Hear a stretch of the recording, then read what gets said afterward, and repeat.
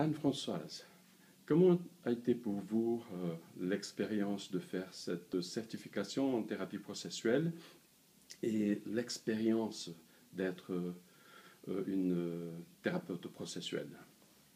Alors, après environ 1 an de pratique, suite à la formation qui a été donnée par le professeur De Oliveira en mai 2012, il était intéressant de pouvoir finalement bénéficier d'une sorte de supervision, à la fois d'une supervision par rapport à la manière de procéder avec les patients pendant une année, mais aussi de constater que finalement les recherches ont évolué, que les techniques ont évolué aussi depuis 1 an, que certaines petites subtilités qui semblent comme ça anodines, mais finalement pas si anodines que ça, sont intéressantes à rajouter, comme par exemple les témoins que l'on rajoute dans le procès 1.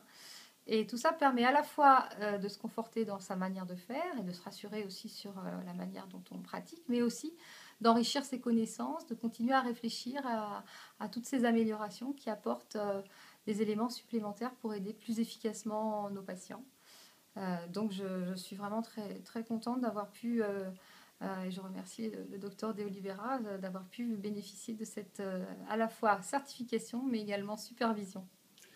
Que pensez-vous du procès numéro 2? Alors, pouvoir travailler sur les aspects métacognitifs me semble essentiel.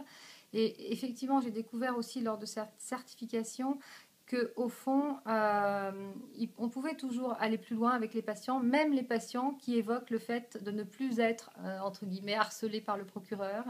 Ces patients qui pensent avoir récupéré une vie tranquille sans un procureur abusif. Il est toujours intéressant, malgré tout, de régler ses comptes en quelque sorte avec ce procureur qui a été de longues années harcelant, abusif, qui a aussi créé beaucoup de préjudices et de dégâts dans la vie du patient. Et c'est probablement une manière, au fond, de boucler la boucle et d'aller au fond des choses. Et c'est probablement aussi une manière de prévenir la rechute qui semble intéressante. Merci.